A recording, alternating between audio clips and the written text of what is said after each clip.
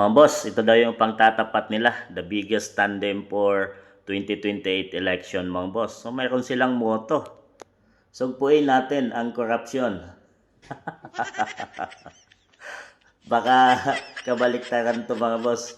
Baka sinabing pagpatuloy natin ang korupsyon. Baka yun yung tama siguro moto. Anong sugpuin? Inakikita namin ngayon na walang nakukulong na mga nangungurap sa ating bansang Pilipinas na mga politiko. Bagkos patuloy lang at natatakpan dahil nga nasa administrasyon. At talagang hindi ito mawawala hanggat patuloy yung PBBM administration. So, ito yung kanilang ipapanglaban, mga boss, sa kabila sa Sara Duterte team, mga boss. The biggest tandem, ito. President, mga boss, ay si Leni Robredo at magiging Vice President si PBBM. So mga boss, pwede rin si Jun Vic Rimulya for President at Isko Moreno for Vice President, mga boss. Pwede rin Riza Hontiveros for President at Vice President naman niya si Kiko Pangilinan, mga boss. So, for President si Martin Romualdez at magiging Vice President niya si Tito Soto, mga boss. So, dito pwedeng magiging President ay si Boying Rimulya, mga boss, at ang tatayong Vice President ay si Pampilo Lacson. Tsaka ito na yung mga kanilang alipores, mga boss, ang magiging senators, si Ralph Recto, Bini Abante, dyan si Sandro Marcos, at itong si Vince Dizon, mga boss. So, ito na yung kanilang binuong team, mga boss, na sinasabing dapat nilang magsama-sama para sa isang layunin.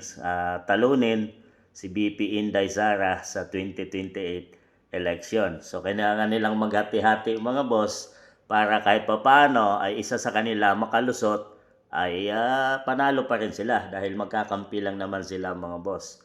So maghati-hati para mahati din ang boto at hindi mapunta lahat kay BP Inday Sara.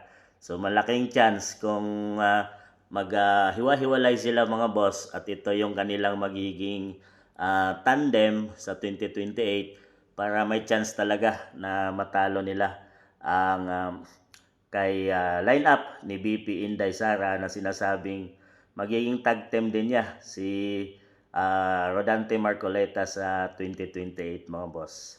So ito, grabe yung kanilang line-up, mga boss, at may motto pa silang sugpuin ang korupsyon.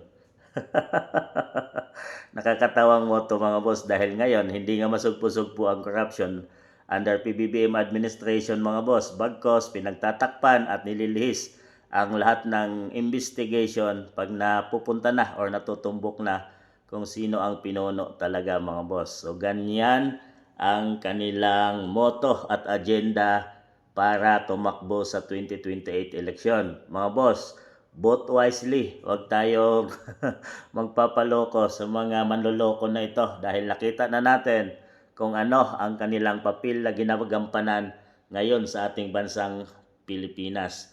Kung paano nila ginawa at pinaikot-ikot, paano nila tinarantado ang bansang Pilipinas ngayon, mga boss, na ang nagiging kapalit ay kahirapan ng mga mamamayang Pilipino.